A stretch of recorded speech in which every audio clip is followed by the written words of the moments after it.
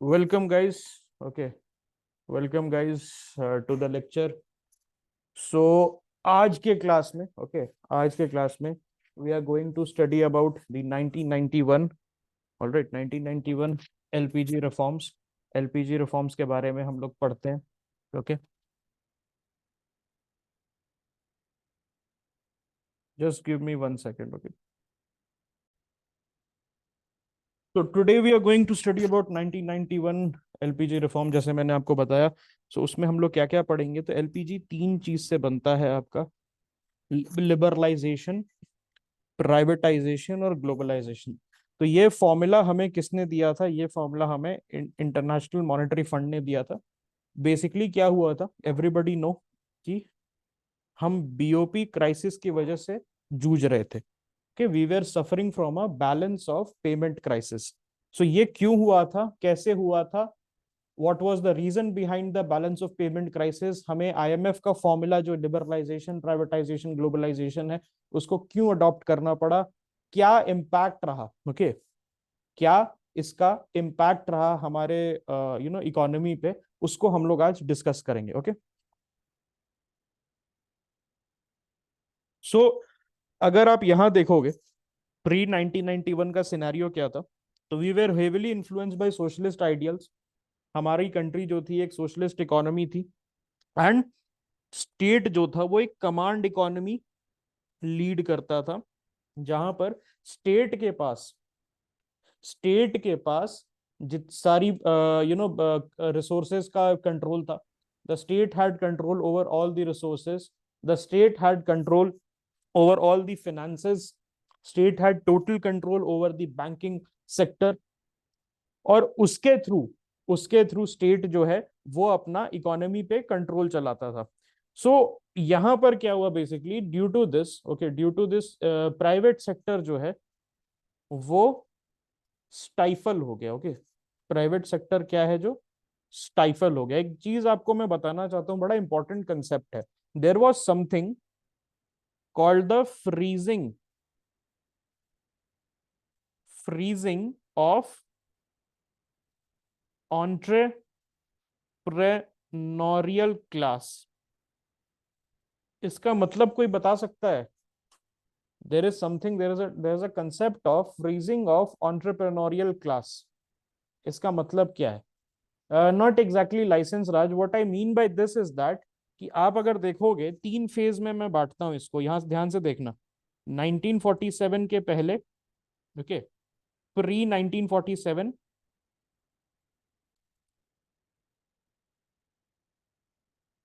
Pre 1947 and post 1947. Okay, pre 1947 and post 1947. तो इसमें अगर आप देखोगे क्या होता है, तो यहां पर सॉरी, ये है आपका ब्रिटिश राज और ये है आपका एलपीजी रिफॉर्म्स. ओके, और 1947 से लेके 1991 तक. सो यहां पर ब्रिटिश राज में क्या हुआ था, British Raj was a full on 100% overblown capitalist model पे चलता था, एक्सप्लॉइटेटिव कैपिटलिस्ट मॉडल पे चलता था. Whereas from 1947 to 1991, okay, 1947 से लेके 1991 तक आप अगर देखोगे तो हमारा एक कमांड सोशलिस्ट इकोनॉमिकल मॉडल था. एंड देन उसके बाद हमने 1991 में, दैट इज 1991 के बाद, अपना एक एलपीजी रिफॉर्म किया. ओके, सो इसमें एक चीज मैं बता रहा था, फ्रीजिंग ऑफ ऑन्टरप्रेन्योरियल क्लास. इसका मतलब क्या होता है? इसका मतलब होता है कि ब्रिटिश राज में, ओके, ब्रिटिश राज में ये अगर आप देखोगे तो वहां पर कुछ ऑन्टरप्रनोर्स बने थे, जैसे कि बिरला, टाटा, ओके, आपके बजाज साहब जो हैं, बजाज की बाइक आती है वो भी उस समय, ओके, जामन लाल बजाज आपने सुना होगा. ये जो बजाज फैमिली है ऑन्टरप्रेन्योर्स की, ओके, उस समय से स्टार्ट हुई थी. ओके, यस, वाडिया वगैरह जो थे, आज के डेट में जो नेस वाडिया हैं वो एक्चुअली जिन्ना के फैमिली से आते हैं, दैट किंग्स 11 पंजाब वाले जो आपके वो हैं. देन कुछ Parsi businessman, big Parsi businessman जो हैं, they also found their wealth during the British time. तो यहां पर क्या हुआ, ध्यान से सुनना, what I am going to say, there was a freezing of entrepreneurial class. अब बता सकते हो I gave you the background. What does freezing of entrepreneurial class means now? इसका मतलब ये होता है कि बिटवीन 1947 से 1991 तक किसी भी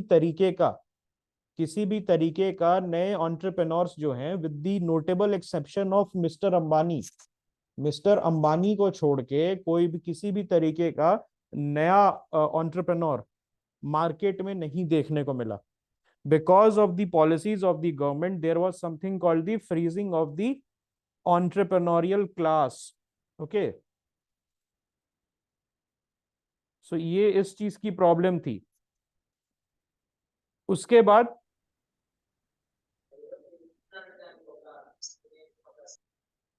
उसके बाद आप अगर देखोगे तो we had a license Raj scenario, जहां पर किसी भी टाइप का अगर आपको बिजनेस करना है उसके लिए you need to had more than 500 license for one business.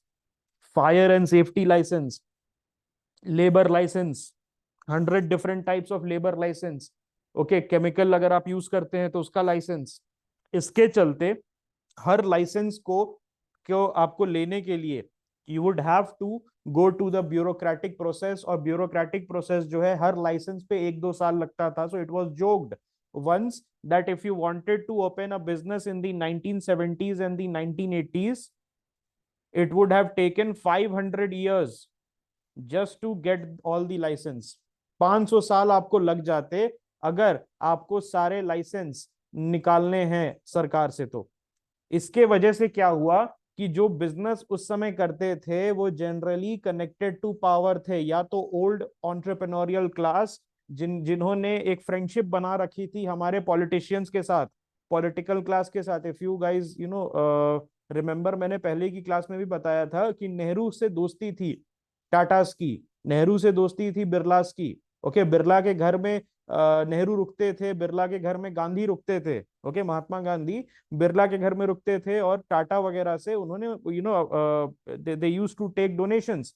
सो उसके वजह से टाटा बिरला को कोई प्रॉब्लम नहीं आती थी. क्या होता था, they used to just place a call कि मेरा लाइसेंस फंसा हुआ है, I want to do new business.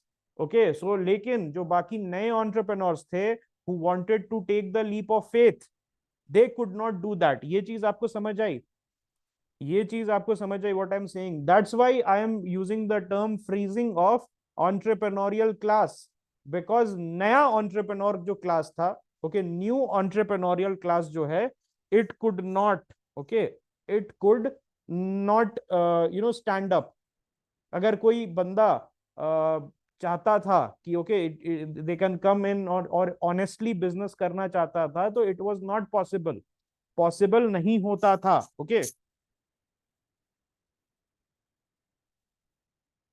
All right.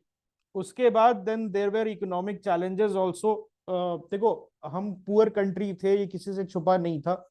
और 1947 में we were the 5th largest economy in the world, behind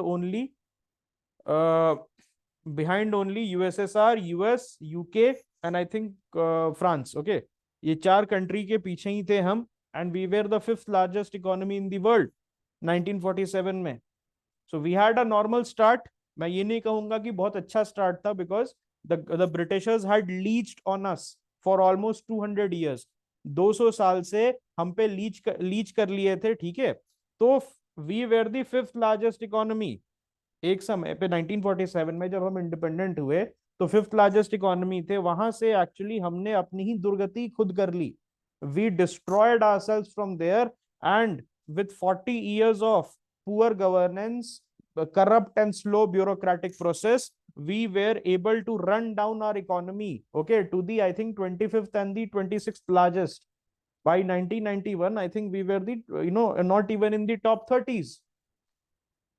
Okay, so economic challenges tha. We had low growth rate. क्या था? Hindu rate of growth. If you guys remembered from the planning commission वाली class, I told you about the Hindu growth rate. इसका मतलब क्या होता है? जो 2 से 3% का ग्रोथ रेट होता था, ऐसा कहा जाता था कि हिंदूज जो है, हिंदू की जो कंट्री है, due to its spiritual challenges, due to its social challenges, हम किसी लायक नहीं है, और 2 से 3% के ऊपर हमारी औकात नहीं है. We do not deserve growth of more than 2 to 3%, 2 से 3% से ऊपर हम ग्रोथ डिजर्व नहीं करते हैं, ये हिंदू ग्रोथ रेट ओके बोला जाता था। लेकिन वही सेम हिंदू कंट्री जो है आज के डेट में कंसिस्टेंटली 7 से 9% के बीच में अपना इकोनॉमिक ग्रोथ रेट क्लॉक करती है, and the same Hindu country has become the fastest growing economy for almost 10 years इन अ रो। 10 साल से हम लगातार fastest growing economy in the world बनते जा रहे हैं। ओके सो ये सारी चीजें जो थी ये बहुत ही ज्यादा ओके एक समय पे बहुत ही ज्यादा हम प्रॉब्लम में आ गए थे। ओके 1991 के पहले हम बहुत प्रॉब्लम में आ गए थे, and a large population they were not living in relative poverty, they were living in absolute poverty. Absolute poverty मैंने आपको बताया है एक पर्टिकुलर थ्रेशोल्ड से नीचे अगर आप फॉल होते हैं तो you become absolute poor. Okay Hindu growth rate का मतलब क्या है, अगर आप देखोगे 1947 से लेके 1991 तक के बीच में एवरेज जो ग्रोथ रेट था वो 2 से 3% का था। सो ऐसा मजाक मजाक में कहा गया बाय द इकोनॉमिस्ट कि हिंदूज जो हैं उनसे कुछ नहीं होगा, ये 2 से 3%, since India was a majority Hindu country, ऐसा कहा गया है कि 2 से 3% से ज्यादा डिजर्व नहीं करते थे। So that's why this jibe was thrown at India that we are, a country of Hindu rate of growth. Okay. So ये चीज आपको समझ आई? ओके बढ़िया ब्यूटीफुल। अब यहां पर एक और प्रॉब्लम थी कि 1980s में हमारा जो लार्जेस्ट ट्रेडिंग पार्टनर था that was the USSR, it started declining. USSR के इकोनॉमी में ये यूएसएसआर की इकोनॉमी में चिंक्स आने लगे, और उसके साथ साथ अफगानिस्तान में एक कॉस्टली वॉर फाइट कर रहा था यूएसएसआर, जो उसका ऑयल और एनर्जी रिसोर्सेस थी। Okay that also productivity started going down. उसकी जो इकोनॉमी थी it could not sustain the arms race with the United States of America. United States of America के साथ वो एक आर्म्स रेस जो है वो सस्टेन नहीं कर पाया, और उसके वजह से बाय 1991 यूएसएसआर जो है वो खुद कोलैप्स कर गया। लेकिन उसके पहले 1980 से ही यूएसएसआर के साथ इंडिया का ट्रेड जो है, India was the largest trading partner of USSR, rather USSR हमारा लार्जेस्ट ट्रेडिंग पार्टनर था। USSR was India's largest trading partner, and our trade with USSR it's constantly started to go down। तो हमारा जो export consume कर लेता था USSR, वो अब पॉसिबल नहीं था यूएसएसआर के लिए कि हमारा एक्सपोर्ट्स को कंज्यूम करके हमारे इंपोर्ट बिल को नॉर्मल करे। अब क्या हो रहा था कि इंपोर्ट बिल ऊपर जा रहा था और एक्सपोर्ट बिल नीचे जा रहा था। इंपोर्ट में मैंने आपको बताया that India was always an energy poor country. हम क्या है, एक एनर्जी पुअर कंट्री हैं, उसके वजह से हमारे पास ऑयल नहीं होता है, नेचुरल गैस की कमी है। हम बाहर से ऑयल और नेचुरल गैस मंगाते थे, और उस समय ईरान और इराक में, Iran and Iraq were two of the major, Iran और इराक जो हैं they were two of the major oil producers at that moment. और ईरान और Iraq both were at war, तो उनका जो प्रोडक्शन था वो ऑप्टिमम नहीं था। उसके साथ साथ पर्शियन गल्फ जो था वो सेफ नहीं था ऑयल प्रोड्यूसिंग कंट्रीज के लिए। तो ईरान इराक का ऑयल तो आ ही नहीं रहा था, कुवैत, यूएई, ओके सऊदी, इन सब का ऑयल भी अब कम हो गया था आना, बिकॉज पर्शियन गल्फ जो था उसमें जो भी शिप्स जा रही थी उन पे both Iran and Iraq use to fire. अब इसके वजह से ऑयल की प्राइसेस जो हैं आसमान छू रहे थे, और हम जो थे एक ऑयल पुअर कंट्री थे, तो हमारा सारा तेल जो है वो बाहरी से आता था, और उसके वजह से प्रॉब्लम क्या हुई कि हमारा इंपोर्ट बिल जो है वो बलून होना शुरू हो गया। और इसके जो लक्षण हैं वो हमें 1985, इसके सिग्नल्स जो हैं we started getting from 1985 when Rajiv Gandhi came to power, and it was known to all the bureaucrats that दाल में कुछ काला है।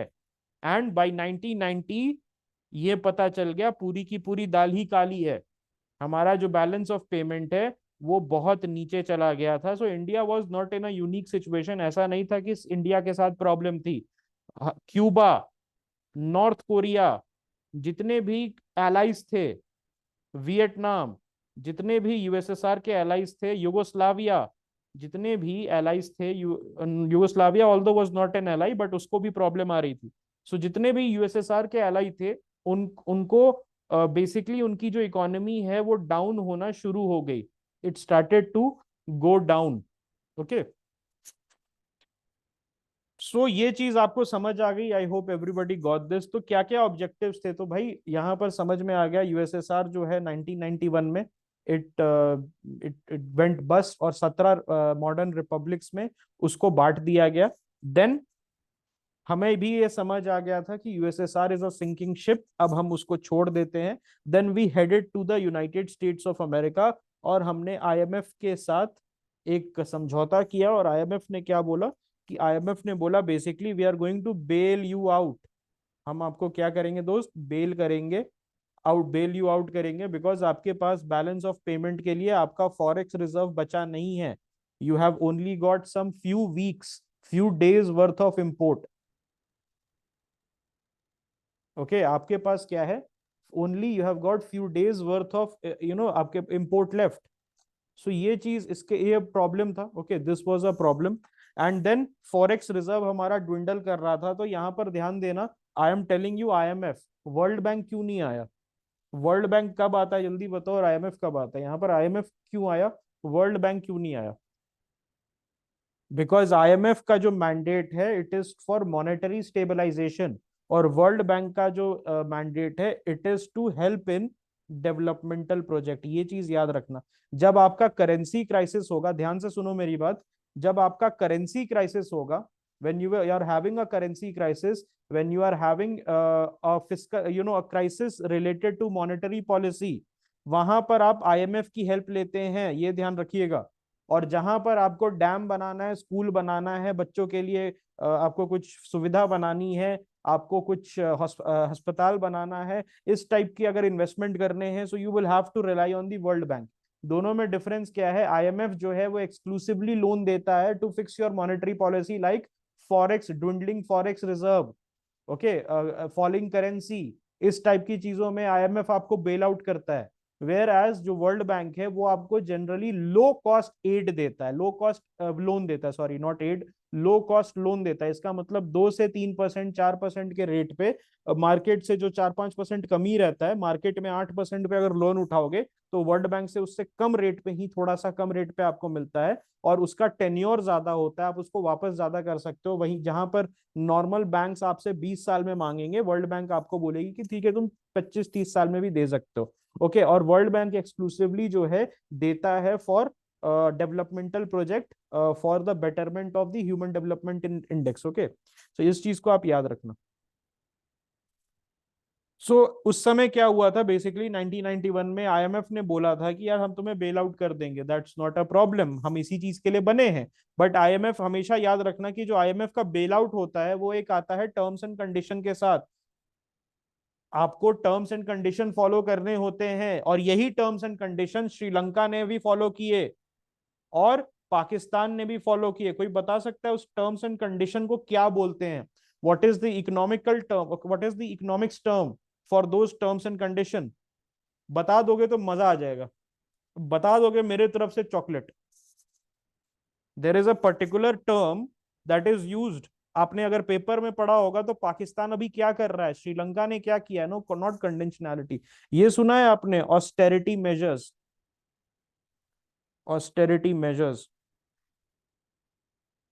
यस, तो ये ऑस्टेरिटी मेजर्स आपको लेने होते हैं। ऑस्टेरिटी का मतलब क्या है, अगर मैं नॉर्मल भाषा में बोलूं तो दिवालिया हो गए हैं आप, या आपकी सैलरी अभी आनी बाकी है, और आप सपोज आपकी सैलरी महीने की 1 तारीख को आती है, और अभी पिछले महीने का 25 तारीख है। तो 25 तारीख से लेके 1 तारीख, जब तक आपकी सैलरी नहीं आ जाती है, आपको कैसे गुजारा करना है? तो उसके लिए आप क्या करोगे, आप कटौती करोगे, एक टाइम का खाना कम खाओगे। ओके, आप नई नई चीजें नहीं खरीदोगे। तो उसी को बोलते हैं austerity measures. When the IMF comes with a loan, it asks you to do some austerity measures, ताकि आपका जो इकोनॉमी है वो रिस्ट्रक्चर हो जाए। लेकिन इंडिया के पास जब आया था 1991 में, तो ऑस्टेरिटी मेजर्स तो बोला ही कि ऑस्टेरिटी मेजर आपको करना है, उसके साथ साथ it put a condition on India that you have to open your economy. हो गया बस, अब लाइसेंस राज बंद करो, किसी के काम नहीं हो रहा है।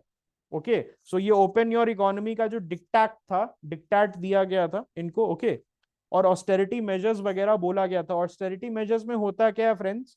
ऑस्टेरिटी मेजर्स में reduction of subsidy, you reduce the subsidy my friends. Okay, उसके बाद what do you do? Post that what do you do? उसके साथ यू रिड्यूस गवर्नमेंट, मतलब कम कर दे। तो एक बात बता देता हूं आपको, from 1991 to 2004 the intake of UPSC was only 250, and this fell from 800 something during the socialist era, and it was picked again up to 700 to 900 up to 1600 by the UPA government.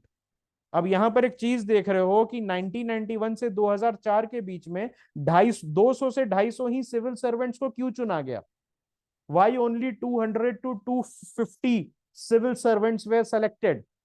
उसके पीछे का reason था कि हम उस समय इतने over optimistic हो गए, उस समय ओवर ऑप्टिमिस्टिक हो गए बिकॉज आईएमएफ के ऑस्टेरिटी मेजर्स हम कर रहे थे, रिस्ट्रक्चरिंग कर रहे थे इकोनॉमी के, कि हमें लगा कि हमें फ्यूचर में सिविल सर्वेंट्स की जरूरत नहीं पड़ेगी, तो हमने ड्रामेटिकली कट कर दिया from 800 civil servants to 250 civil servants.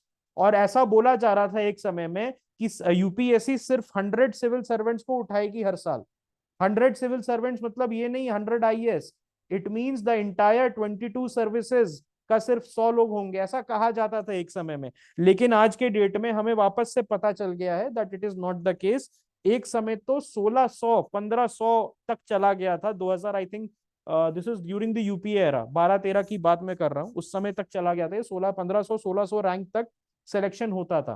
Okay, so ये चीज क्यों हो रही थी? बिकॉज आईएमएफ ने बोला था कि गवर्नमेंट को कम करो। Why? Because over inflated bureaucracy, over inflated over inflated bureaucracy is it's a very issue, it's a big issue. Because उससे क्या होता है, आपको पेंशन देना होता है बाबू को, आपको उनको सैलरीज देना होता है, और उनका जो टैंजिबल कंट्रीब्यूशन है इकोनॉमी में वो जीरो है। ओके, आईएएस ऑफिसर का काम बहुत इंपॉर्टेंट है, I am not denying that, लेकिन जो टैंजिबल कंट्रीब्यूशन है that is close to zero. तो आईएमएफ ने बोला कि भाई बंद करो ये 800 लोगों को उठाना, 800 पीपल को उठाना बंद करो। सो सरकार ने क्या किया कि ड्रास्टिकली कम कर दिया लोगों को लेना, एंड देन सब्सिडी कम कर दी उन्होंने, जितनी भी सब्सिडी देते थे। उसके बाद opening up of the economy, opening up of the economy started happening. Now let us see कि उसके लिबरलाइजेशन क्यों किया गया था। तो सबसे पहले रिवाइटलाइज करना था इकोनॉमी को। इकोनॉमी जो था it had gone to the dogs, उसके वजह से lot many people they were following into poverty for the past 4-5 years, okay, since the time of Rajiv Gandhi to the coalition era of VP Singh. India जो है बहुत ही बुरे स्थिति में था, बोथ सिक्योरिटी के मैटर से, सिक्योरिटी में भी हम अच्छे नहीं थे, और उसके बाद इकोनॉमिक्स हमारा भी सुभान अल्लाह था। ओके, इकोनॉमिक्स भी हमारा भगवान भरोसे था। सो हमारा पहला क्या चीज था कि हमें अपनी इकोनॉमी को रिवाइटलाइज करना है। उसके बाद हमें क्या करना है, अपने फॉरेक्स रिजर्व को ऊपर करना है, that is foreign exchange reserve. Okay, foreign exchange reserve जो है उसको बढ़ाना है, that is important because 1991 we only had forex reserve to cover few weeks of import. This is a very recipe for disaster, because पता है ये ना, अगर आपका फॉरेक्स कम है और आपके पास सही में सपोज पैसे नहीं है फॉरेक्स वगैरह को सर्विस करने के लिए, तो यहाँ पर क्या होता है, व्हाट हैपेंस इज दैट कि जो आपका लोन होता है, फ्यूचर लोन होता है, लोन रेटिंग्स होती हैं, क्रेडिट रेटिंग जिनको बोलते हैं, they go down. Credit rating आपकी नीचे चले जाती है, as happened in the case of two countries that are Turkey and Pakistan. Okay, उसके बाद हमें अपना ग्लोबल इंटीग्रेशन बढ़ाना था। इंडियन इकोनॉमी जो है वो आइसोलेशन में सोवियत इकोनॉमी के साथ प्लग थी और एक आइसोलेटेड वे में चल रही थी। So we were not at all basically we are not at all integrated with the majority economy. हम एक बेसिकली कुएं के मेढक समझते हो। What does a well in a frog means, और sorry, a frog in a well means, कुएं के मेढक थे हम बेसिकली क्या थे, कुएं के मेढक। हमें कुछ समझ नहीं आता था। हमारे जो एक्सपोर्टर्स थे, जो चीजें एक्सपोर्ट करते थे, वो थे, दे वर हाईली हाईली प्रोटेक्टेड, और उनपे किसी भी टाइप का प्रेशर नहीं था कि अपने जो प्रोडक्ट्स हैं उनको बेटर करना है। वो अपने जो प्रोडक्ट्स हैं उनको सब स्टैंडर्ड क्वालिटी में बनाते थे। इंटरनेशनल मार्केट में हमारा इंडिया का जो प्रोडक्ट था वो compete नहीं कर रहा था। ओके, देन इसी के लिए हमें क्या करना था कि ग्लोबल इंटीग्रेशन उसको बढ़ाना था। उसके बाद we had to promote efficiency and competitiveness. हम जो सेकंड 5 ईयर प्लान, जो हमारा Mahalanobian model, if you guys remember, second FYP, JC Mahalanobis जो थे, महलानोबियन मॉडल, जो नेहरू जी के चीफ फाइनेंशियल या चीफ इकोनॉमिक एडवाइजर बोल लो, and who was the founder of the Indian Statistical Institute Calcutta. Okay, वहां के फाउंडर थे। सो महलानोबियन मॉडल जो था उसमें क्या हुआ था, there was something called the import substitution. Okay, import substitution. उसमें क्या था कि हम बाहर से जो इंपोर्ट आ रहा है सामान उसको आने नहीं देंगे, और अपने मैन्युफैक्चरर्स को, basically it was a make in India scheme with a protective side. Make in India क्या है, हम देखो, make in India versus import substitution में कोई पूछ रहा था डिफरेंस क्या है, अभी थोड़ा सा मैं बता देता हूं। This is a good time to tell you guys what is the difference between the two. यहां सुनो, import substitution that was started in the second 5 year plan versus make Modi ji is make in India. So make in India ये जो है, इसमें है कि incentive देना है to companies to make in India. आप अपना प्रोडक्ट इंडिया में बनाए। ओके, आप क्या है, अपना प्रोडक्ट जो है इंडिया में बनाए, लेकिन it does not stop exports. हम किसी भी तरीके का टैरिफ नहीं लगा रहे हैं और लगा भी नहीं सकते। टैरिफ लगा भी नहीं सकते और लगा भी नहीं रहे हैं, बिकॉज अब इंडिया जो है it is well integrated. It is well integrated into the global supply chain, and plus we are also member of the WTO, world trade organization. Okay, अगर आपको याद होगा तो उरुग्वे राउंड 1994 से जो निकला था वर्ल्ड ट्रेड ऑर्गेनाइजेशन, उसमें आपको अनफेयर टैरिफ्स, प्रोटेक्टिव मेजर्स नहीं लगाने देता है WTO। सो वहां उसमें अगर देखोगे तो मेक इन इंडिया स्कीम जो मोदी जी वाली है, उसमें बेसिकली बोल रहा है कि बाहर से कंपटीशन आने दो, हम अपने आप को बेटर करेंगे। लेकिन जो महलानोबियन मॉडल का जो इंपोर्ट सब्सटीट्यूशन था, इट वॉज बेसिकली सेइंग कि बाहर का कंपटीशन नहीं आएगा, हम अपने आप को ऊपर करेंगे।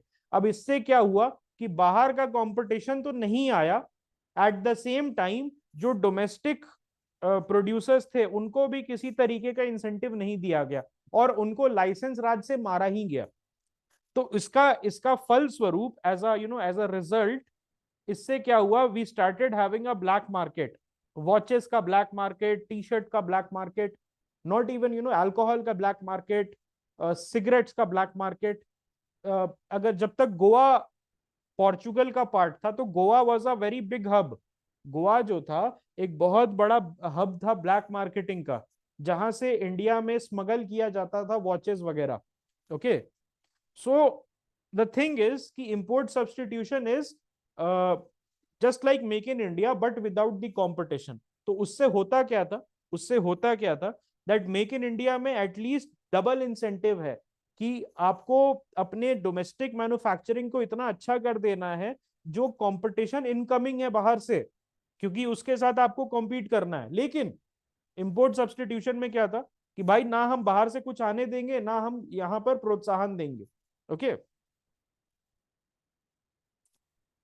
नहीं, okay, there was no incentive. मैंने आपको एक वर्ड बताया था, फ्रॉग इन अ वेल।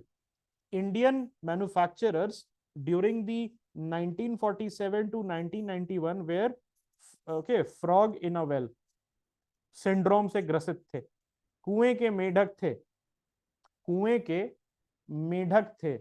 उनको कुछ नहीं पता था कि क्या करना है। वर्ल्ड में बहुत अच्छी अच्छी चीजें हो रही थी।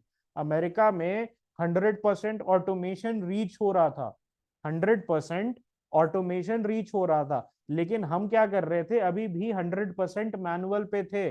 इक्का दुक्का फैक्ट्रीज में ही ऑटोमेशन आया था इंडिया में। एंड उसके भी ओनर्स को हरास किया जाता था अगर वो किसी भी टाइप का मशीन इंपोर्ट करा ले। उसके वजह से इंडियन जो फैक्ट्रीज थी, उनकी productivity it was among the lowest in the world. Okay, yes. Then expanding the private sector role. भाई आपने जो सोशलिज्म बोल दिया है कि मैं सोशलिज्म करूंगा, और मैं क्या करूंगा, मिक्स्ड इकोनॉमी बनाऊंगा, और मैं क्या करूंगा, एक government sector led command economy बनाऊंगा, तो obviously it was a death sentence. It was a death sentence for the private sector. Private sector के लिए ये डेथ सेंटेंस से कम नहीं था। मैंने आपको एक चीज बोली थी, freezing of entrepreneurial class. We did not create, okay, we created a sea of job seekers. We did not create a sea of job givers. आज के डेट में एंटरप्रेन्योरशिप पे बहुत ज्यादा फोकस है। पहले के जमाने में आपके पेरेंट्स क्यों डिस्करेज करते हैं? Because your parents are boomers. आपके पेरेंट्स जो हैं आपको क्यों क्यों बोलते हैं, बेटा यूपीएससी कर लो, ये सब ठेले वेले खोलने में कोई कुछ नहीं रखा है, या ये अपने बिजनेस करने में कुछ नहीं रखा है। Because why? बिकॉज आपके पेरेंट्स जो हैं वो इस एरा के प्रोडक्ट हैं। उनके समय में कोई भी रोल मॉडल नहीं था, एंटरप्रेन्योरियल क्लास का टोटल फ्रीज आउट हो चुका था। और उस समय the only way you can escape poverty was through UPSC examination or going to IIT and escaping to America। तो आपकी पेरेंट्स की गलती नहीं है कि अगर आपको मना करते हैं रिस्क लेने से या बिजनेस करने से।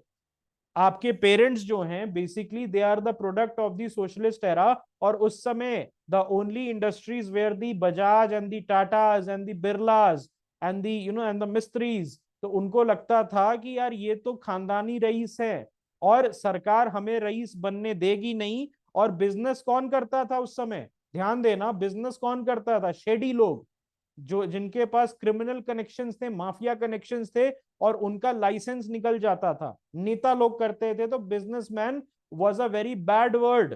कि बिजनेस करता है इसका मतलब कि धंधा, इन द सेंस कि इसको बहुत गलत तरीके से देखा जाता था।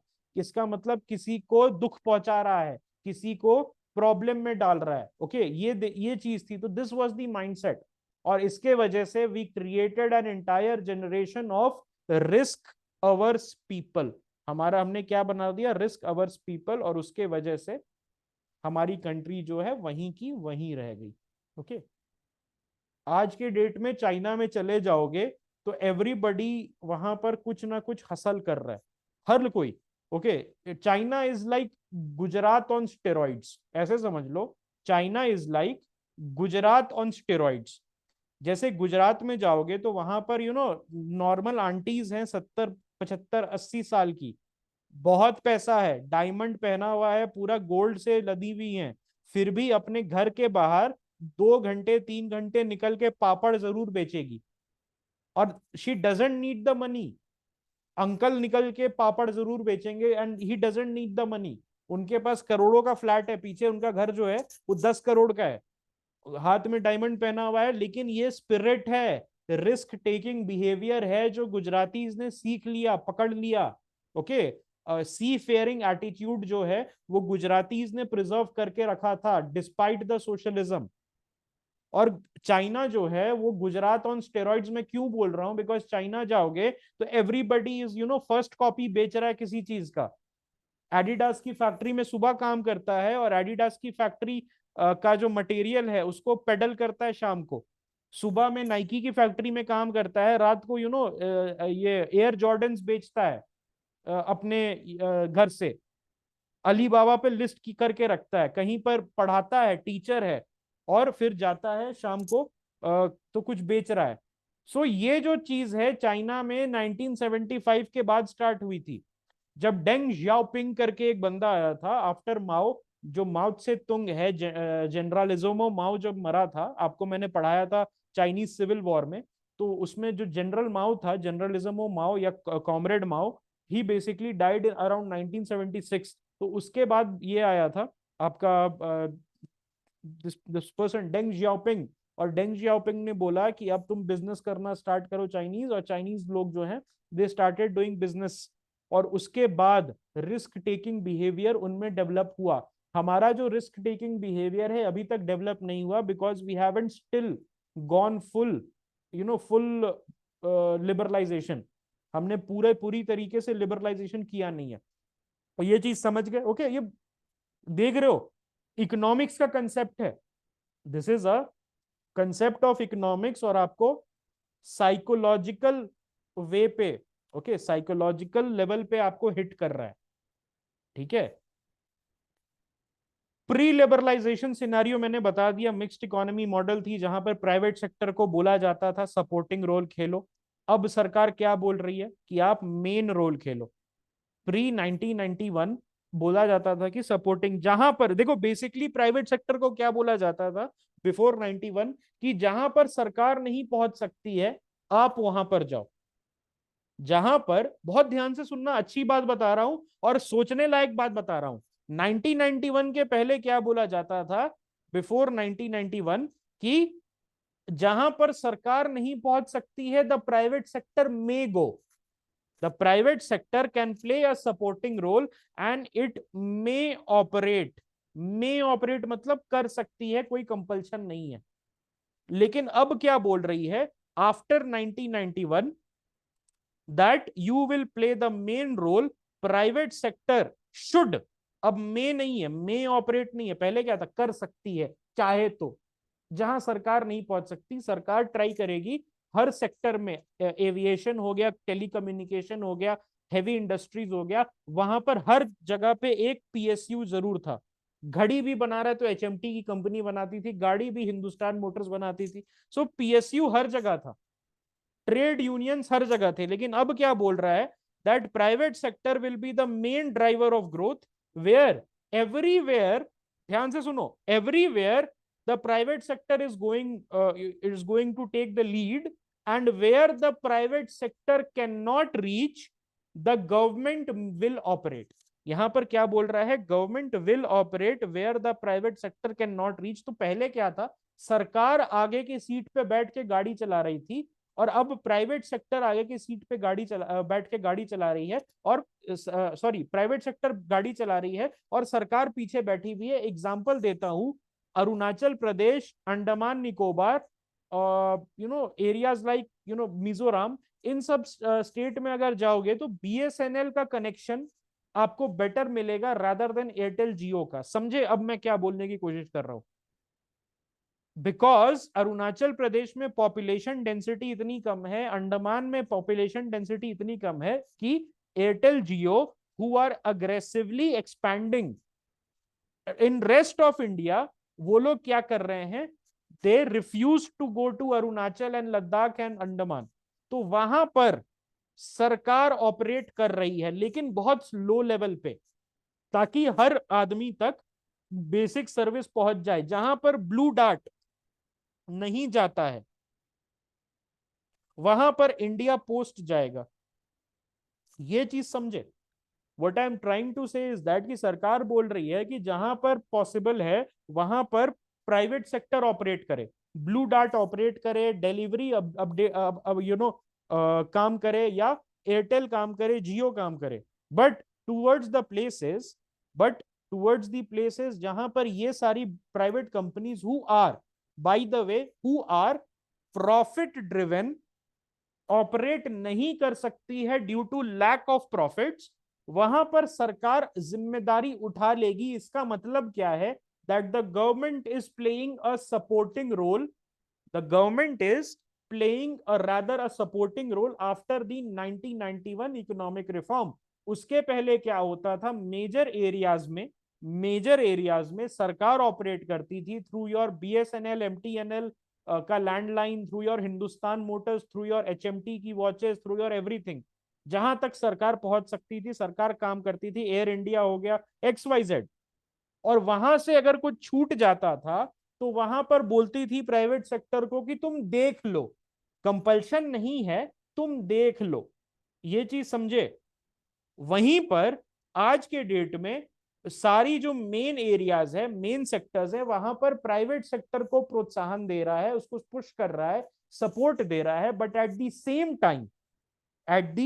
time what is happening that in the in areas जहां पर private sector is itself refusing कि मैं यहां पर प्रॉफिट जनरेट नहीं कर सकता हूं, वहां पर सरकार जा रही है। जैसे मैंने बताया, अरुणाचल में 50 लोगों के लिए अगर एक टावर लगाएगी एयरटेल या जियो, तो वहां से खर्चा कभी निकाल ही नहीं सकती है। लेकिन बीएसएनएल जो है, विच इज अ पीएसयू, तो वो क्या करेगी, इन 50 लोग के लिए जो अरुणाचल के किसी माउंटेन पे रहते हैं, वहां जाके, ओके, वहां पर जाके it might, okay, they might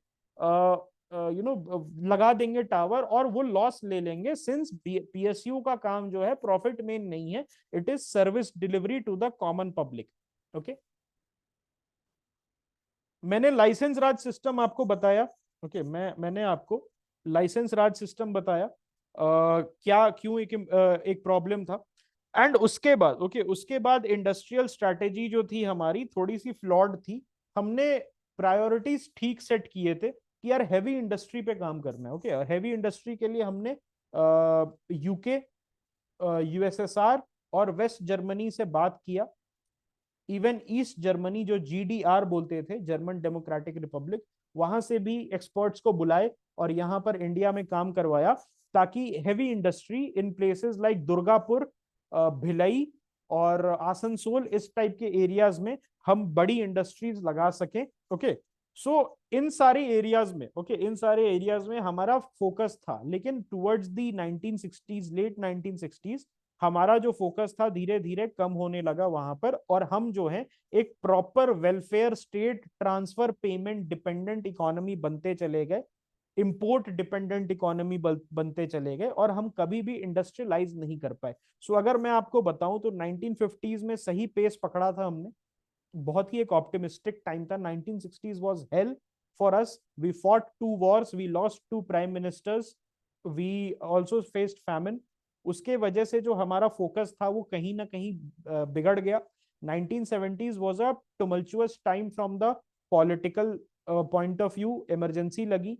okay, एक वॉर भी लड़ा हमने, उसके साथ हमारा डेथ वारंट भी निकल गया था because of that war. US जो है हमें इंटरनली खत्म करने के लिए उसने काम स्टार्ट कर दिया चाइना के साथ, उसने एक अलायंस बना लिया। उसके साथ साथ यूनाइटेड स्टेट्स ने जो है हमारे इंटरनल पॉलिटिक्स में भी दखल देना स्टार्ट कर दिया। जेपी मूवमेंट सभी को पता है, उसमें भी सीआईए का एक हाथ था। उसके बाद 1980s में we also then lost two prime ministers again. Okay, एक एक्स प्राइम मिनिस्टर, एक serving prime minister in Indira Gandhi, one ex prime minister in Rajiv Gandhi. Okay, और उसके बाद 1990s was a time of alliances, coalitions, unstable majority. Okay, so आप देख सकते हो कि 1950s को अगर मैं छोड़ दूं, 1950s को अगर मैं छोड़ दूं, तो हमारे पास कभी समय ही नहीं मिला, due to our political considerations, due to our political considerations, कि हम फोकस कर सके इंडस्ट्रियलाइजेशन पे। ओके,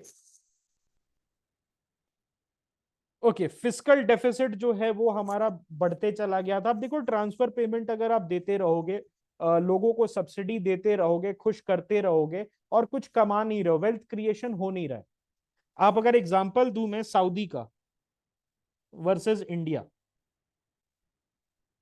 सऊदी में जाओगे, सऊदी अरेबिया में जाओगे, तो वहां पर क्या होता है कि शेख, जो वहां का लीडर होते हैं, उनके पास जाओगे और बोलोगे मेरे को मर्सिडीज चाहिए, तो तुम्हें मर्सिडीज दे देते हैं। अगर आप बोलोगे कि मुझे पैलेस चाहिए या फोर्ट चाहिए, या मुझे ना एक ये कुछ दिला दो, ठीक है, एक बड़ा सा विला दिला दो, वो दिला देते हैं।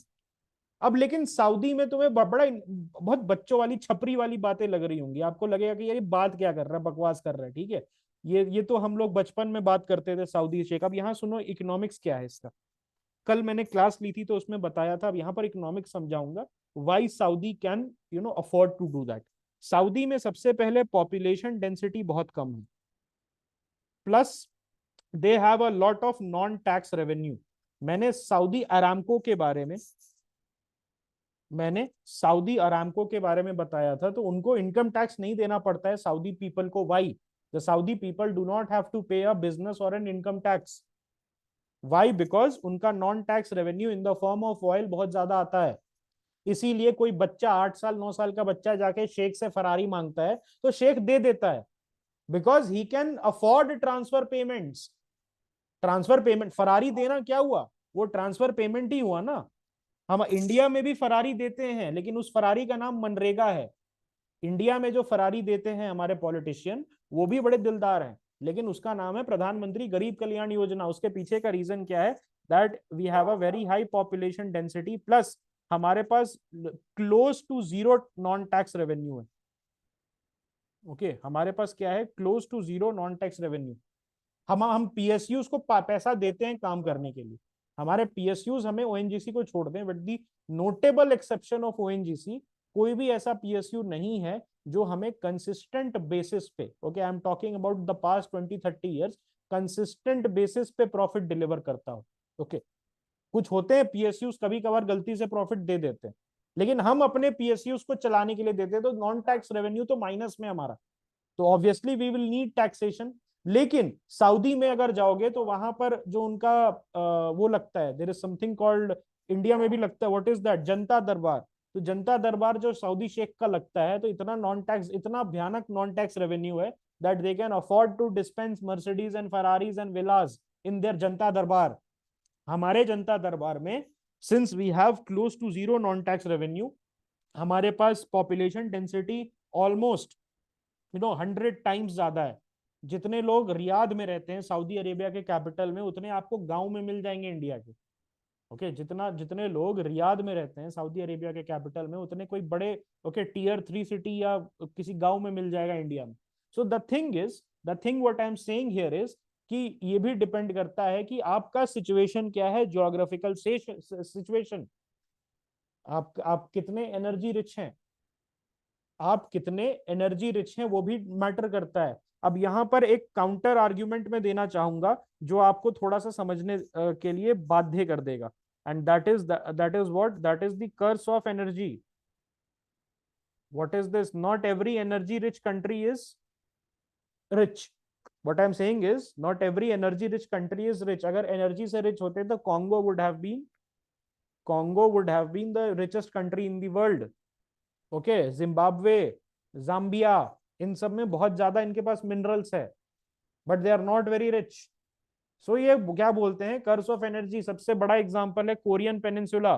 सो जो कोरियन पेनिनसुला का डिवीजन हुआ था 1950 में, सो अगर आप देखोगे, 1950 में जो डिवीजन हुआ था नॉर्थ कोरिया और साउथ कोरिया में, तो नॉर्थ कोरिया के पास सारे कोल और मिनरल्स के डिपॉजिट्स चले गए थे, साउथ कोरिया के पास कुछ नहीं था। साउथ कोरिया के पास कुछ नहीं था। ओके, और साउथ कोरिया जो है आज के डेट में ऑलमोस्ट नॉर्थ कोरिया से 72 to 75 टाइम्स ज्यादा पर कैपिटा इनकम है। मतलब एक average Korean earns 72 to 75 times more than an average North Korean. Okay, so ये सेम चीज इंडिया में भी देखने को मिलती है। इंडिया में कैसे देखने को मिलती है? Orissa, Bihar, Jharkhand, Chhattisgarh, these states, okay, they are much behind the states like Maharashtra, Gujarat, okay, जिनके पास कम रिसोर्सेज हैं, नेचुरल रिसोर्सेज। तो this is called curse of energy, because जिनके पास नेचुरल रिसोर्सेज नहीं होता है, वो अपना जो ह्यूमन डेवलपमेंट है उस पर फोकस करता है, और वो जो ऑप्टिमाइजेशन पे फोकस करता है कि मैं कैसे ऑप्टिमाइजेशन कर लूं। तो इंडिया जो है उसको भी ह्यूमन रिसोर्स ऑप्टिमाइजेशन पे फोकस करना है एज अ होल। इंडिया को ह्यूमन रिसोर्स ऑप्टिमाइजेशन पे फोकस करना है, ताकि वो इस तरीके से आगे बढ़ पाए कि उसका मोबिलाइजेशन ऑफ रिसोर्सेज, बजटिंग ऐसे चले that, okay, it should be कि हर पैसा जो हम इन्वेस्ट कर रहे हैं उससे 2 रुपए कमा रहे हैं। अगर ये नहीं होगा, so we will be in a perpetual poverty cycle. हम एक परपेचुअल पोवर्टी साइकिल में फंस जाएंगे। ओके, अब आप देखोगे तो 3 चीजें हुई थी। फॉर्मूला दिया गया था हमें एलपीजी रिफॉर्म्स का, that is liberalization, privatization and globalization. तो लिबरलाइजेशन, प्राइवेटाइजेशन, ग्लोबलाइजेशन, सबसे पहले एल की बात कर लेते हैं, दैट इज लिबरलाइजेशन। इसमें क्या है कि आप सरकार का जो कंट्रोल है उसको क्या करते हो, रिड्यूस करते हो, reducing the government control and creating an environment which is conducive to the growth of private enterprise. इससे पहले हम क्या करते थे, स्टाइफल करते थे, फ्रीज कर दिया था हमने ऑन्टरप्रेन्योरियल क्लास। ओके, फ्रीज कर दिया था हमने ऑन्टरप्रेन्योरियल क्लास। ऑलराइट, तो इसके बाद अब हम क्या कर रहे हैं, हम प्रोमोट कर रहे हैं startup India, stand up India, Udyam scheme. Okay, Udyam scheme everybody knows, ministry, okay, ministry of skill development, I think, नहीं, मिनिस्ट्री, एमएसएमई मिनिस्ट्री चलाती है इसको।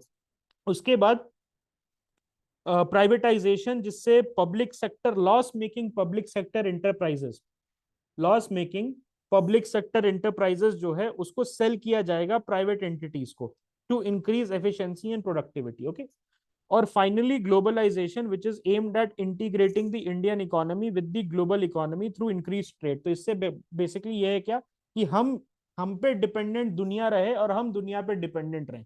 ग्लोबलाइजेशन, अगर मैं आपको सिंपल टर्म्स में बोलूं, इसका मतलब है दुनिया हम पे डिपेंडेंट, हम दुनिया पे डिपेंडेंट। ओके, सो हमने क्या किया कि वर्ल्ड को मार्केट बनाने के लिए और इंडिया का मार्केट वर्ल्ड के लिए खोलने के लिए, okay, we did the LPG reforms. मैंने लिबरलाइजेशन के बारे में बात कर ली है, उसके बारे में मुझे ज्यादा बात करने की जरूरत नहीं।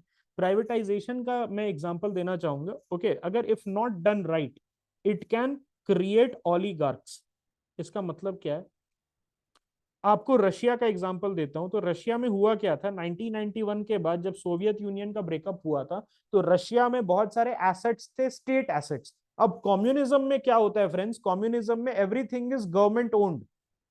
in communism everything is what, everything is owned by the sarkar, it is owned by the government। okay, so government अगर own करती है तो एक चीज आप याद रखना कि after when उसका productivity is not very high, because सरकारी बाबू जो होते हैं who are the workers of that PSU, उनके पास ज्यादा इंसेंटिव नहीं होता है। they know there is a fixed salary, they know there is a fixed promotion, तो why bother। ओके, ये उनके, इनका सोच क्या होता है, there is a fixed salary, there is a fixed salary, and then there is a fixed bonus, and then there is fixed timetable, तो why bother। Okay, हम, मैं कुछ एक्स्ट्रा करके क्या कर लूंगा। सो यहां पर अगर आपको देखना है, ओके, यहां पर अगर आपको देखना है तो ऑलिगार्क्स रशिया में कैसे पैदा हुए थे, तो because privatisation was not done right, privatisation was not done right. वहां पर था रशिया के जो ऑयल फील्ड्स थे उनको सेल करने की कोशिश कर रहा था Russian government after the collapse of USSR, और उसको ना पौने दाम पे, पेनीज में खरीदा गया था। जो ऑयल फील्ड जिसका वैल्यू 100 बिलियन डॉलर था, उसको लोगों ने 50-50 हजार रुपए में खरीदा, 60 हजार रुपए में। करप्शन खूब हुआ। People who were close to the president Boris Yeltsin, Boris Yeltsin करके प्रेसिडेंट था उनका, पुतिन से पहले जो प्रेसिडेंट था उसका नाम था बारिस येल्सिन। ओके, बारिस येल्सिन जो था, बोरिस को बारिस पढ़ते हैं रशियन में, तो बोरिस येल्सिन जो है, बोरिस येल्सिन बेसिकली उनके क्लोज जो थे, उन्होंने आधे पौने दाम पे 50-60 हजार 70 हजार रुपए में, नॉट इवन डॉलर्स, उसमें ऑयल फील्ड्स को खरीदा। ओके, जिनके पास बाय लक पैसा था, जो ब्लैक मार्केटिंग करते थे यूएसएसआर में, सोवियत यूनियन में, उनके पास कुछ डिस्पोजेबल कैश था। तो जब रशिया इंडिपेंडेंट हुआ यूएसएसआर से, तो Russia was technically on sale. इसका मतलब कि हर चीज रशिया में सेल पे थी। एवरी फैक्ट्री जो कि पहले स्टेट ओन थी, गवर्नमेंट ओन थी, अब वो प्राइवेट हाथों में चली गई। और उसके वजह से क्या हुआ, एक group of individuals who were very powerful and who were very rich, it they came to the fore, और उनका नाम क्या था, ऑलिगार्क्स। उनको क्या बोला जाता था, ऑलिगार्क्स। एंड ऑलिगार्की, जिनको पता है, पीएसआईआर वाले बच्चे, उनको पता होगा, PSIR students, what is oligarchy. Oligarchy है, it is the rule by the super rich. Okay, it is the rule एक कंट्री में जहां पर सुपर रिच रूल करते हैं। सो अगर प्राइवेटाइजेशन आप अच्छे से नहीं करोगे तो वहां पर क्या होगा, वहां पर क्या होगा, there will be oligarchy. India में भी बहुत हो हल्ला मचता है कि अदानी जो है ही is becoming an oligarch, Ambani जो है ही इज एन ऑलिगार्क। ओके, अब ये ऑलिगार्क क्यों है, बिकॉज दे से कि अंबानी को और अदानी को इंपॉर्टेंट स्टेट एसेट्स बेचा जा रहा है, Adani is buying the airports, okay, airports को खरीद रहा था, ऐसा बोला जाता है, ओके। सो अगर आप प्राइवेटाइजेशन सही से नहीं करोगे, if you are not doing the privatization in a right manner, so this can lead to the creation of oligarchs, okay.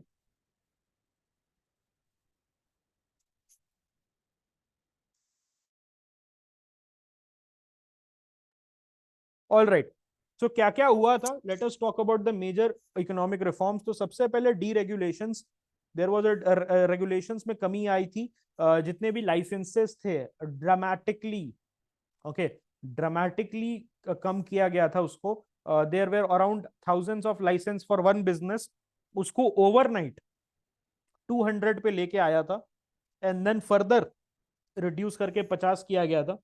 मैंने आपको एक एग्जांपल दिया था that foreign direct investment, okay, FDI आया था इंडिया में। पहले क्या था, हर जगह यू नीड गवर्नमेंट कंसेंट, और सरकार जो है कंसेंट देने में डिकेड्स लगाती थी। एक कंपनी अगर 1970 में पूछेगी इंडियन गवर्नमेंट से कि क्या मैं आपके यहाँ बिजनेस कर सकता हूँ, तो वो उसको जवाब 1980 में मिलता था। मतलब ये I am just giving you example in jest, but ऐसा होता था। यहां पर क्या हुआ कि एफडीआई जो था, अब उन्होंने बहुत सारे सेक्टर्स में 100% कर दिया। इसका मतलब है कि पर्टिकुलर कंपनीज को पर्टिकुलर सेक्टर्स में they were allowed to invest up to 100%. They were allowed to buy the entire company. They were allowed, foreign companies were now allowed to operate alone, okay, to operate alone in certain sectors. और इसको बना दिया गया automatic route. इसका मतलब you don't need the government's nod, just you express your interest, get the certificates, get the passes, and start your business. That's it, that's how easy it is, okay.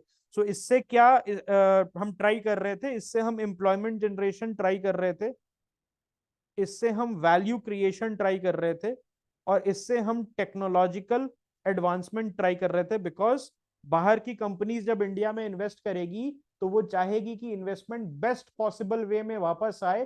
तो investment को better करने के लिए best technologies भी बाहर से लेके आएगी, क्योंकि हमने 40 साल तक किसी भी टाइप का टेक्नोलॉजी डेवलप किया नहीं था, ओके। वो मैंने पहले ही क्लियर कर दिया था मैंने आपको, that only United States and the Western world, they had developed some kind of technology for better productivity. India में या सोवियत ब्लॉक में इस टाइप की कोई भी चीज प्रोड्यूस नहीं की गई थी मास स्केल पे। आपको मैंने एक और एग्जांपल दिया था, if you guys remember, who was the largest paymaster. मैंने बताया था आपको, लार्सन एंड टूब्रो एक कंपनी है, आज भी आती है कंपनी, बड़ी कंपनी है। So Larsen and Toubro was the highest paymaster. It used to pay 3000 rupees to its graduate engineer trainee. उस समय जो लगता था प्लेसमेंट आईआईटीज में, वो लार्सन एंड टूब्रो में लगता था सबसे बड़ा प्लेसमेंट। और Larsen and Toubro use to pay 36,000 rupees yearly, तो 36,000 रुपए का पैकेज लगता था, ओके। 1993 में एक अमेरिकन कंपनी इंडिया में आई थ्रू दी एफडीआई रूट। ध्यान से सुनना, 1993 में एफडीआई रूट से एक company I, and it offered IIMA graduates, Indian Institute of Management graduate, 37,000 rupees per month. So this is the impact. This is the impact of LPG reforms, that in 1989, the highest package that you can get in IIT Delhi or IIT Bombay was in Larsen and Toubro for 36,000 rupees per annum, हर साल। And with in 4 years एक American company IIM Ahmedabad में 37,000 रुपए महीने की तनख्वाह लेके आई थी। And why this happened? Because of FDI. आपने बाहर की कंपनी को अलाउ किया, तो उसने मार्केट कंपेटिटिव बना दिया। उसके बाद लार्सन एंड टूब्रो को भी उतना पैसा देना पड़ा, बिकॉज जितने भी अच्छे टैलेंट्स थे वो सारे अमेरिकन कंपनीज ज्वाइन कर रहे थे। तो अचानक से परचेजिंग पावर बढ़ गई इंडियन वर्कर्स की। बिकॉज पहले क्या होता था कि लार्सन एंड टूब्रो 3,000 की सैलरी के लिए लोग एक दूसरे का कत्ल करने के लिए तैयार थे। मौत आ जाए चलेगा, लेकिन लार्सन एंड टूब्रो में काम करना है, ओके। पढ़ते रहते थे रात भर कि 36,000 रुपए साल का कमाएंगे। अब क्या था, that people were spoiled for choices. कि भाई 100 तरह की कंपनीज है, hundreds of different companies, because of this FDI, because of this FDI अब 100 तरीके की कंपनी है। और उसके बाद बूम आया, okay, people saw a boom in their salaries. तो उससे क्या हुआ, सैलरी में बूम आया तो पीपल की परचेजिंग पावर भी अचानक से बढ़ गई। People started buying what, consumer goods, और उसका एक नेट पॉजिटिव इंपैक्ट हुआ इकोनॉमी पे। किस पे? इकोनॉमी पे। तो थोड़ा सा इकोनॉमिक्स समझो इसको। पहले क्या था, कुछ हैंडफुल ऑफ कंपनी थे, either you work in Tata, either you work in L&T, और either you work in Birla house. इन तीन कंपनीज को छोड़ के, और चार पांच और कंपनी ऐड कर लो अपने अगर याद हो तो, इन तीन चार कंपनीज को छोड़ के देयर वेर नो गुड पे मास्टर्स। तो ये जो कंपनीज थी, ये जो अपने एम्प्लॉयज है उनकी सैलरी अपने से फिक्स कर सकती थी, मार्केट पे डिपेंडेंट नहीं थी। तो वो अगर L&T बोल रहा है कि 36,000 रुपए साल का बहुत अच्छा सैलरी है, तो वर्कर्स मानते थे, yes sir you are saying right, 36,000 बहुत अच्छी बात है, और अगर आप मुझे ले लेते हैं तो मैं आपका बहुत आभारी रहूंगा। लेकिन when the American companies and the foreign companies and the German companies came with the FDI, foreign direct investment, so they all of a sudden there was a competition in the market for the best possible talent। तो 36,000 जो साल का आप देते थे, अब 37,000 रुपए होगी सैलरी। और अचानक से जो आदमी 36,000 रुपए साल में कमाता था, वो महीने का 37,000 रुपए कमाने लगा। ओके, महीने का 37,000 कमाने लगा। तो फिर वो क्या करने लगा, वो टीवी खरीदने लगा, वो रियल एस्टेट में इन्वेस्ट करने लगा, वो एक्सपेंसिव हॉलीडेज पे जाने लगा। उससे क्या हुआ, इकोनॉमी जो है एक वर्चुअस साइकिल, ध्यान से सुनना मैं क्या बोल रहा हूं, इकोनॉमी क्या चली गई, इकोनॉमी चली गई वर्चुअस साइकिल में। अब भाई वर्चुअस साइकिल का उल्टा क्या होता है, कोई बता सकता है?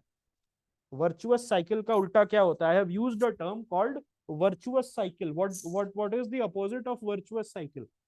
Vicious cycle. Beautiful, excellent guys, excellent। Vicious cycle. तो अब यहां पर समझो क्या मैं बोल रहा हूं। सैलरी बढ़ी, एफडीआई आई, सैलरी बढ़ी, सैलरी बढ़ी, कंज्यूम ज्यादा किया, अच्छी अच्छी चीजें खरीदी, कंज्यूम ज्यादा किया, इकोनॉमिक, फिर डिमांड साइड बेटर हुआ, डिमांड साइड बेटर हुआ तो सप्लाई साइड को इंसेंटिव आया। ये ऐसे समझो ना, सैलरी मैं लिख रहा हूं यहां पर, देखो ध्यान से, सैलरी ऊपर गई बिकॉज ऑफ एफडीआई। यहां पर मैं फॉर्मूला कर देता हूं, एफडीआई के वजह से सैलरी ऊपर गई, तो कंजम्पशन ऊपर गया फ्रेंड, कंजम्पशन ऊपर गया, कंजम्पशन ऊपर गया तो आपका इकोनॉमी ऊपर गया। ओके, या डिमांड मान लो,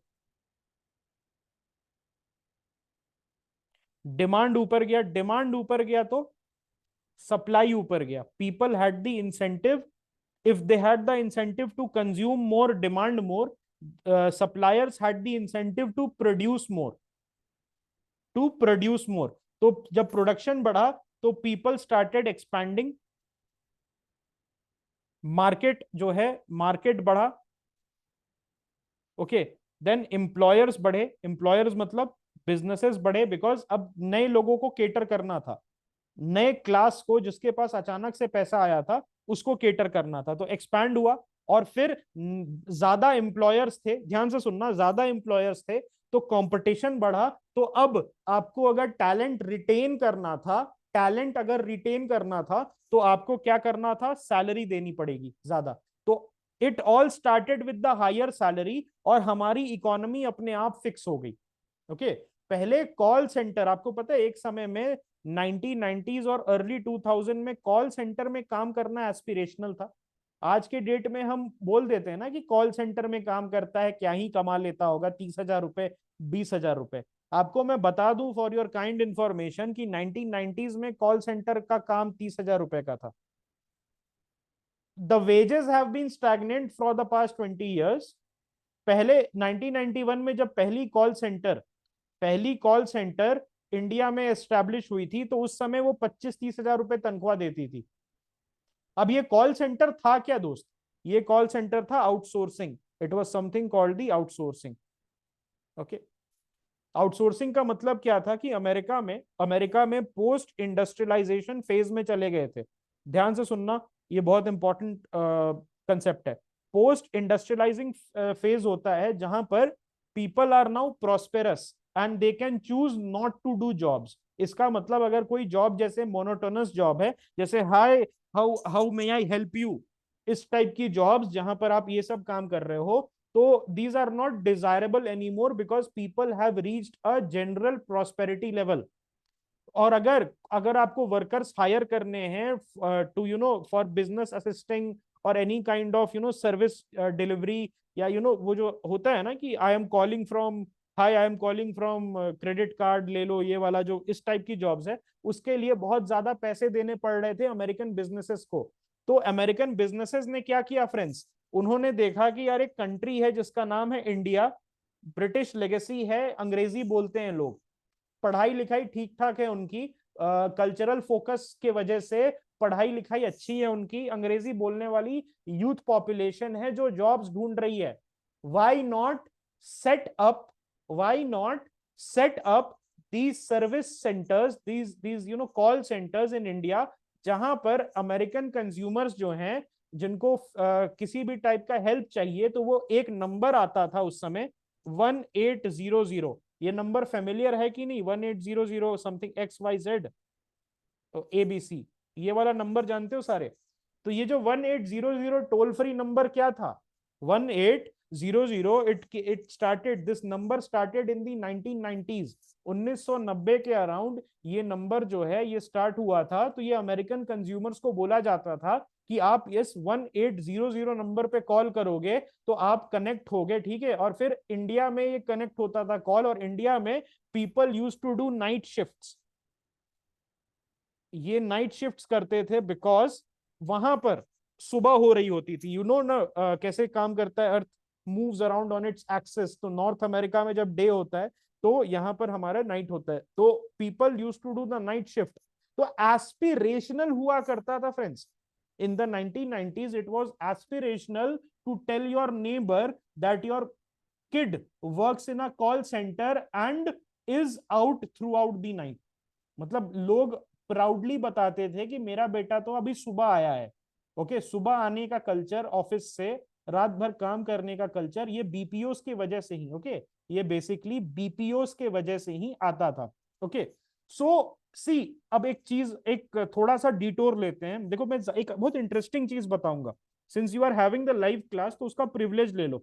अभी ये बोल रहे हैं स्कैमर्स वाला, ठीक है, इंडिया स्कैम करते हैं, और हमारा बहुत गंदा नाम होता है, गलत नाम होता है। एक चीज बताता हूं, इंडिया इज व्हाट, पहले ये मेरे को आंसर दो, India is a service economy, yes और नो। अभी समझ में आ जाएगा स्कैम्स क्यों होते हैं। India is a service economy, yes और नो। पर्सपेक्टिव चेंज करना है फ्रेंड्स, यस और no. Yes. China is a manufacturing economy, yes और no. China is a manufacturing economy, yes और नो। अब यहां पर सुनना, ध्यान से सुनो। इंडिया अमेरिका का सर्विस करता था, इंडिया हेल्प करता था अमेरिका का आउटसोर्स करने में सर्विस सेक्टर, यस। और चाइना क्या करता था, अमेरिका को मैन्युफैक्चरिंग में हेल्प करता था, आउटसोर्स करने में। जो अमेरिकन कंपनीज नहीं कर पा रही थी वो चाइना में करती थी मैन्युफैक्चरिंग, और जो अमेरिकन कंपनी सर्विस अमेरिका में नहीं कर पा रही थी वो इंडिया में करती थी सर्विस। अब ध्यान से सुनो, चाइनीज कंपनी फर्स्ट कॉपी चिपकाती है कि नहीं तुम्हें, चाइना से नकली माल आता है कि नहीं, वर्ल्ड में जितना भी नकली माल है वो चाइना से आता है कि नहीं, यस और नो, आता है ना। तो चाइना भी तो वही काम कर रहा है, चाइना भी तो आपको स्कैम कर रहा है। अब हम, since we were a service economy, हमारा एक पूरा सर्विस इकोनॉमी बन चुका, तो उसका एक ऑफ शूट हुआ स्कैम कॉल सेंटर। और चाइना का पूरा मैन्युफैक्चरिंग इकोनॉमी बना तो उसका ऑफ शूट हुआ फर्स्ट कॉपी या नकली ब्रांड्स, एबीबास, नुकी, ओके, पामा, पूमा की जगह पामा, फोला, फीला, ठीक है, इस टाइप से, समझ रहे हो। तो अगर इमेजिन करो कि roles were reversed, roles were reversed, और इंडिया मैन्युफैक्चरिंग हब होता और चाइना जो है सर्विस हब होता, तो चाइना से स्कैम कॉल आर्टिस्ट होते। It has nothing to do with Indians being scam artist.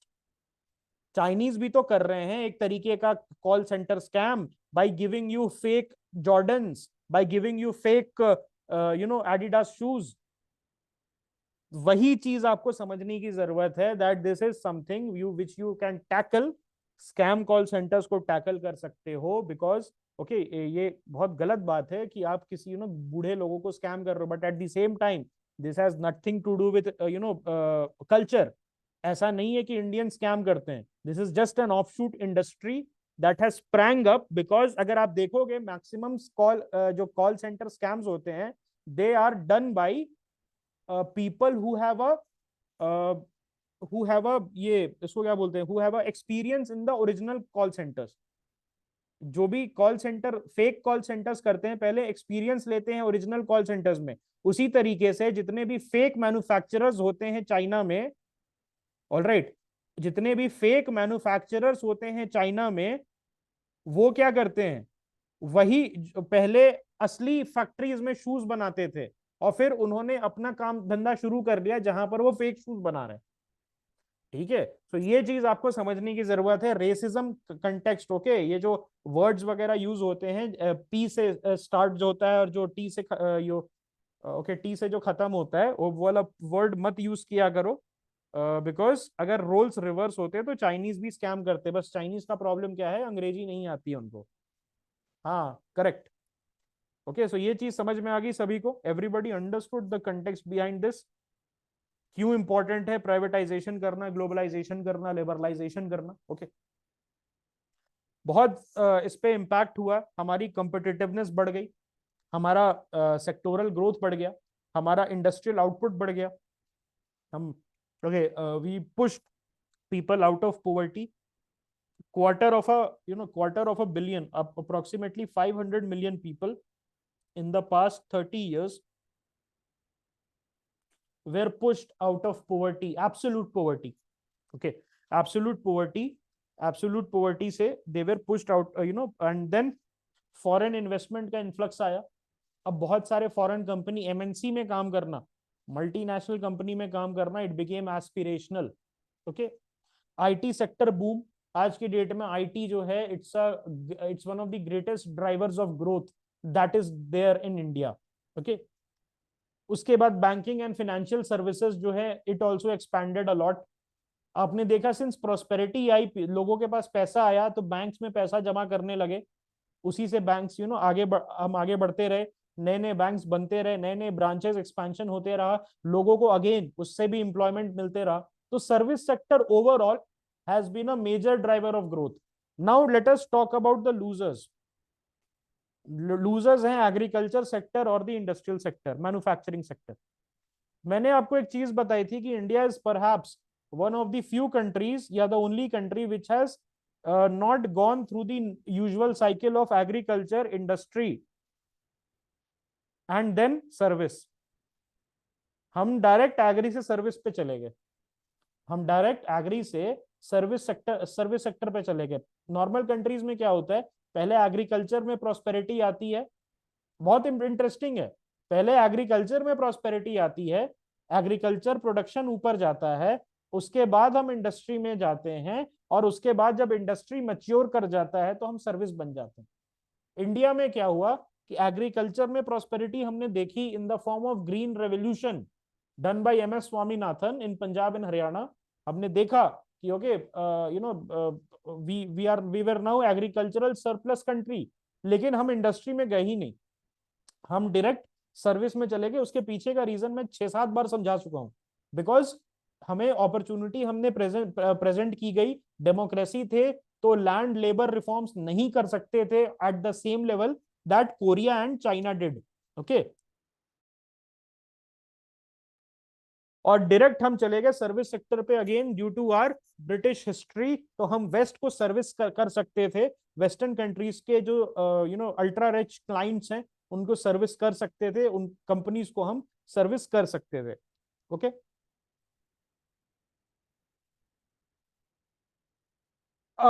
Agriculture sector भी एक बहुत बड़ा लूजर इसमें निकल के आया एलपीजी रिफॉर्म्स में. सर्विस सेक्टर पे ओवर एम्फोसिस होने के चलते agriculture sector saw a stagnation, because now it became aspirational. अब क्या है, it became aspirational to work in the service sector. जो किसान भी है लोन लेके अपने बच्चे को इंजीनियरिंग कॉलेज भेजने लगा, अपने लड़के को या लड़की को इंजीनियरिंग कॉलेज भेजने लगा, या कॉलेज भेजने लगा कि यार बैंकिंग सेक्टर में लग जाओ, या डॉक्टर बन जाओ, इंजीनियर बन जाओ, इस टाइप का कुछ बन जाओ, सर्विस सेक्टर से रिलेटेड समथिंग बन जाओ। तो उसके चलते उसके चलते ओवर एम्फेसिस के चलते नेसेसरी इन्वेस्टमेंट्स एग्रीकल्चर सेक्टर पे नहीं आ पाया। So it saw wage stagnation, whereas service sector का वेजेस ऊपर गया, एग्रीकल्चर सेक्टर का वेज जो है आइदर इट वेंट डाउन और it stayed stagnant. Okay,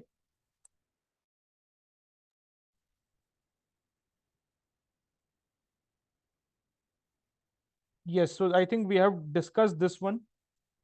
startup, okay, एक स्टार्टअप इकोसिस्टम, ये देखो, ये वाला डिस्कस करना है मेरे को आपके साथ। सो मैंने एक वर्ड बताया था आपको, एक कंसेप्ट बताया था, that was the freezing of entrepreneurial class. That was unfrozen, मतलब उसको जो फ्रोजन था उसको अनफ्रीज किया गया, और now people were now encouraged कि आप अपना वेल्थ बनाइए। तो नए नए लोग, first generation entrepreneurs, first gen entrepreneurs, they came to the fore. ये पीपल लाइक मूर्तिज, ये जो नारायण मूर्ति साहब है, इनका जो मेन वेल्थ है वो 1991 के बाद ही बना, when he started collaborating with western clients. Okay, बहुत सारे लोग फर्स्ट टाइम बिलियनियर्स बने, फर्स्ट जनरेशन बिलियनियर्स। पहले क्या होता था कि आपके बाप दादा से इनहेरिट करते थे, टाटा अंबानी जैसे, you use to inherit from your बाप दादा। बट अब क्या था, from now you became the first okay, many people became first generation billionaires and millionaires. Okay, then service sector का ऑब्वियसली एक्सपेंशन हुआ, हॉस्पिटैलिटी सेक्टर, टूरिज्म सेक्टर। पहले क्या था, बहुत कम टूरिस्ट आते थे, अब क्या था कि now people, India started investing in airports, India started investing in different things. तो हमारा सर्विस सेक्टर जो है वो ग्रो करने लगा। ओके, रिटेल सेक्टर हमारा ग्रो करने लगा। अगर आप देखोगे, याद होगा आपको, अचानक से 2000, अगर 95 96 के अराउंड बॉर्न हुए हो आप, तो 2000 से लेके 2008 के बीच में बहुत सारे कंपनीज आते थे, ब्रांड्स आते थे, नए नए शोरूम्स खुलते थे आपके शहर में। I am from a very small city, okay, Patna से हूं मैं। तो उस समय पटना में बहुत सारे शॉप्स होते थे, लिलीपुट करके, मेरे को याद है बचपन में my parents used to take me to this shop called Lilliput, वहां पर कपड़े मिलते थे। Okay, then there was this Ginny and Johnny करके, जिनी एंड जॉनी करके एक शॉप थी, एंड अभी तो सब बंद हो गया। Okay, so it shows that the economy is going down. जो एस्पिरेशन था 2000 से 2008 के बीच में, that aspiration is actually now going down. Lilliput था, जिनी जॉनी, एंड कंपनीज लाइक, और भी बहुत सारी कंपनीज थे, नाम याद नहीं आ रहा है, बट वहां पर जाते थे हम, कपड़े खरीदते थे, टाइटन्स के शोरूम खोलते थे, watches use to fly off the shelf, नए नए ज्वेलरी के शॉप्स खुलते थे। वो धीरे धीरे करके आफ्टर 2008 क्राइसिस वो बंद होते चले गए। ओके, हाँ, यूनाइटेड कलर ऑफ बेनेटन, ये सारी कंपनीज गई, चली गई, आपको नहीं पता है कहाँ है। Okay, we don't know where all these companies are. Okay, एक टाइम पे Mallya, okay, Kingfisher Airlines, Kingfisher का different things used to come, Sahara का, okay, yes, you remember. So you understand कि एक एस्पिरेशन था कि हम ऊपर जा रहे हैं। So people invested, okay, people जो है, they started investing in these things. First generation businessman create होने स्टार्ट हो गए, जिनके पेरेंट्स गवर्नमेंट सर्वेंट्स थे, जिनके पेरेंट्स बैंक ऑफिसर थे, जिनके पेरेंट्स डॉक्टर्स थे, इंजीनियर्स थे, उनके बच्चे रिस्क लेके बिजनेसेस खोलने लगे। सो it was a very very aspirational माहौल था 2000 से 2008। अब एक बात आपको याद होगी, मैं पहले भी बता रहा था, that in the coming decades, मैंने आपको बोला है कि हैव्स और हैव नॉट्स में difference is going to be huge. Difference is going to be huge because the economic cycle has reversed on its heel. Economic cycle जो है, it has reversed on its heel, and now we are experiencing a very distorted kind of economic growth. पहले क्या था, from 1991 to 2011, ये जो 20 साल हमने जो ग्रोथ एक्सपीरियंस किया, it was a very equal growth. मतलब इसमें अमीर और अमीर हुए और गरीब मिडिल क्लास बने, गरीब जो हैं वो मिडिल क्लास बने और अमीर बने। सो it was a beautiful time, people became aspirational, लेकिन अब जो ग्रोथ आ रहा है इसमें अमीर बहुत अमीर बनेगा और गरीब जो है या मिडिल क्लास है वो गरीब और गरीब बनेगा. Middle class is going to be गरीब एंड द अमीर class is going to be और अमीर. इस चीज को आप नोट कर सकते हो. You can I can bet you on this because the kind of growth that we are seeing, it is not the same that we used to see in the 2000 and the 2005s. Late 90s और early 2000 वाला जो growth है वो हम अभी experience नहीं कर रहे. And that is something that you need to deeply research. इसीलिए बोल रहा हूं, दिमाग लगाते रहो, हसल करते रहो, वेल्थ अक्यूमुलेट करते रहो. Okay, this is not something which is related to your syllabus. This is just a life lesson. This is a life lesson that hustle करते रहो, multiple avenues create करते रहो. गवर्नमेंट एग्जाम ठीक है देना, ठीक है, लेकिन in future you are going to get hit with a situation जहां पर you need to have multiple sources of income. Otherwise it is going to be very problematic. Okay, so again ठीक है. All right. इसमें repeat बहुत सारी चीजें हैं जिसको मैं रिपीट नहीं करना चाहता, जो ऑलरेडी मैं बता चुका हूँ. So already make in India मैंने बता दिया. Why skilling is important. Demographic crisis में हमने डिस्कस कर लिया था, उसको हमें डिस्कस करने की जरूरत नहीं है. यस, जॉबलेस ग्रोथ क्या है, एक चीज मैं आपसे डिस्कस करना चाहता हूँ. Jobless growth. Okay, what is jobless growth? इसका मतलब है कि ग्रोथ आपका जीडीपी जो है वो ग्रोथ रजिस्टर कर रहा है.